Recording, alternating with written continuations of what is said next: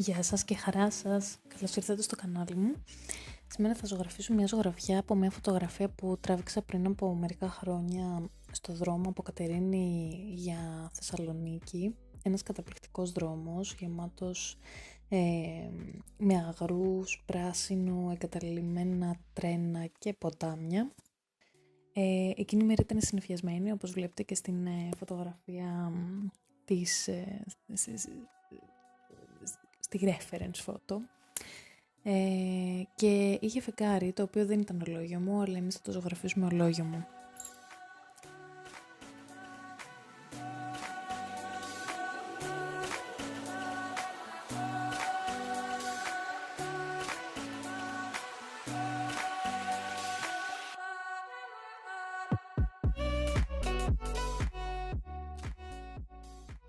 Και αυτό που συνηθίζω έτσι στον τελευταίο καιρό να κάνω είναι να κάνω μια μικρογραφία της ζωγραφιάς μου, η οποία με βοηθάει περισσότερο να ξεκλειδώσω το χέρι μου, με βοηθάει να βρω είναι με κάποιο τρόπο και μελέτη τονικότητας, αν και συνήθως δεν είναι με φοβερή ακρίβεια, αλλά κάνω και μια πρώτη μελέτη τονικότητας. Αυτό πρακτικά σημαίνει πόσο σκούρα ή πόσο ανοιχτά είναι τα χρώματά μου.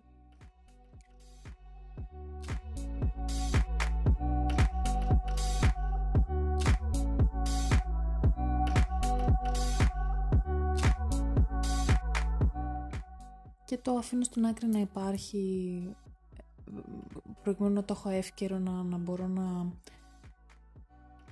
να το έχω σαν οδηγό κατά τη διάρκεια της ζωγραφικής. Μετά κάνω το βασικό μου σκίτσο στο χαρτί της ακουαρέλας μου. Και εδώ θα περάσω το φεγγάρι με ένα fluid mask, έτσι λέγεται αν δεν κάνω λάθος,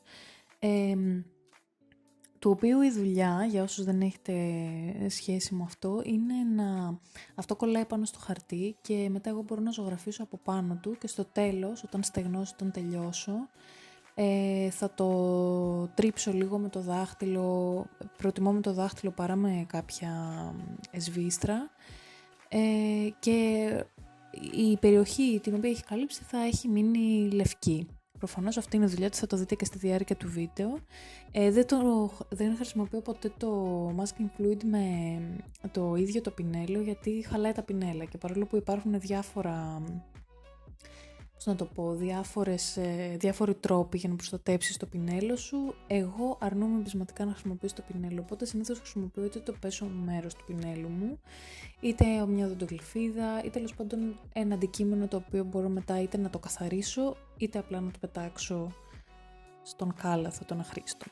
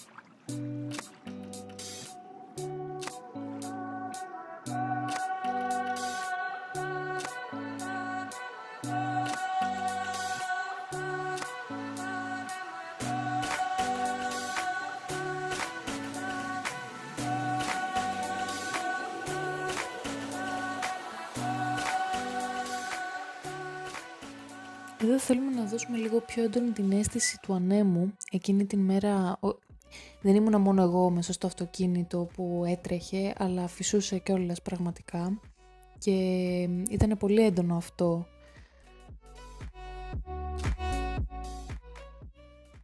Οπότε θέλουμε, και προφανώς θα έπρεπε κιόλας να ενισχύσουμε αυτή την αίσθηση, αλλά να δώσουμε και μια αίσθηση του βάθους, μια τέτοια ποιότητα.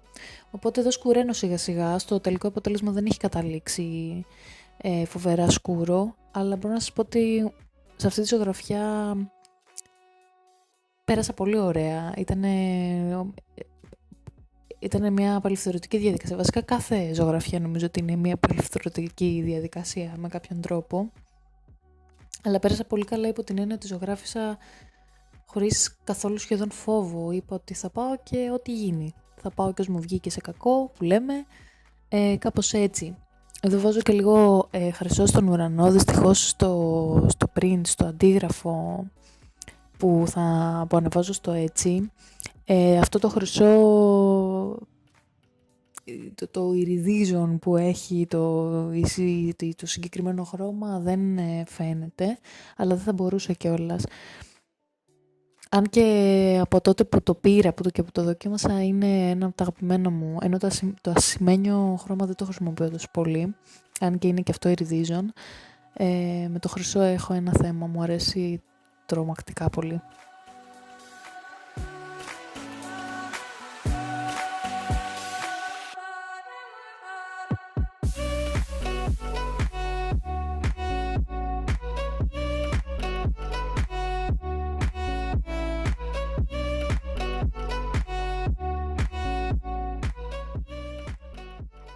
Την τεχνική που δείχνω εδώ, την τεχνική δηλαδή τον τρόπο με τον οποίο με το ίδιο πινέλο και όχι με κάποιο ιδιαίτερο πινέλο καταφέρνω να αποτυπώσω αυτά τα συγκεκριμένα γροστόδη, τα οποία δεν γνωρίζω κιόλας πώς λέγονται, αλλά καταφέρνω να αποτυπώσω τον αέρα με αυτόν τον τρόπο, δηλαδή με μερικές πινελιές έχω αυτό το αποτέλεσμα. Την έμαθα από έναν Ιάπωνο ζωγράφο, ο οποίος κάνει και βίντεο και εκπομπές στο YouTube, τον κύριο Συμπασάκη, του οποίου το βίντεο, το συγκεκριμένο με την συγκεκριμένη τεχνική, θα σας αφήσω και στην περιγραφή του βίντεο από κάτω, αλλά και στο τέλος, με τη λήξη του βίντεο, στα προτινόμενα θα υπάρχει το βίντεο με τη συγκεκριμένη τεχνική. Εδώ ξύνω το χαρτί,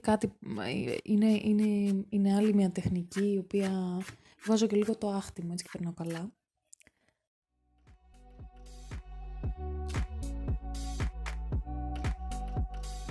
Φροντίζω να υπενθυμίζω στον εαυτό μου κάθε φορά ότι το χαρτί της ακουαρέλας είναι πολύτιμο, αλλά δεν είναι κιόλας. Είναι το πιο ακριβό, το πιο σημαντικό ίσως για την ακουαρέλα στοιχείο, δηλαδή δεν έχουμε τα πινέλα, τα χρώματα και το χαρτί είναι ίσως το πιο σημαντικό από όλα.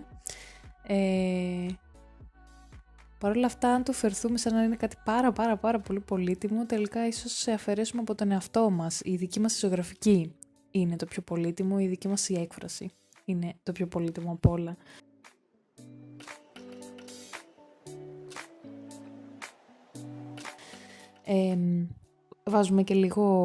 Βάζω εδώ πέρα λίγο θερμότητα γύρω από το φεγγάρι, γιατί είναι δειλινό, χτυπάει ο ήλιος πάνω του και αντανακλά, έχει δηλαδή το φεγγάρι αυτήν την ώρα μια θερμότητα, οπότε προσπαθώ εδώ πέρα να την αποτυπώσω, για να έρθει ίσως και να συμπληρωθεί και να ενωθεί με τα υπόλοιπα χρώματα.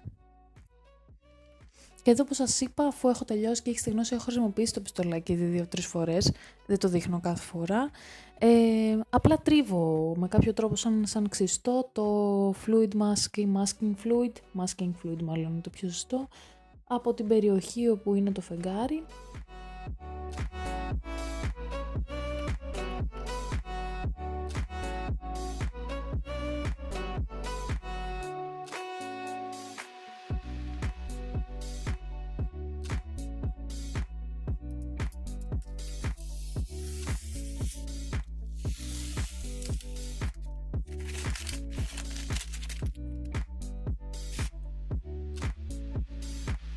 Και η υπογραφή, την οποία συνήθως πρέπει να αφαιρέσω στο Photoshop όταν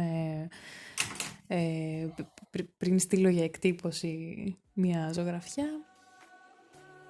Ευχαριστώ πολύ. Αν έχετε κάποια ιδιαίτερη πρόταση, κάποια ιδιαίτερη ανάγκη, αν θέλετε κάτι να συζητήσουμε ή να δείξουμε σε αυτά τα βίντεο, σε αυτό το κανάλι που έχω ξεκινήσει, το οποίο θα συνεχίσει, αλλά είναι καλό να διαμορφωθεί και από τις δικές σας προτροπές και προτάσεις και απόψεις. Γράψτε μου στα σχόλια από κάτω. Και επίσης, αν σας άρεσε και αν σας αρέσει αυτή τη διαδικασία, κάντε μου ένα like γιατί με βοηθάτε πολύ και πατήστε εγγραφή στο κανάλι μου, είτε από το ειδωτογράφημα που έχω κάτω αριστερά, είτε ακριβώς κάτω από το βίντεο, στο κόκκινο κουμπάκι. Ευχαριστώ πολύ που είστε εδώ. Τα λέμε στο επόμενο βίντεο.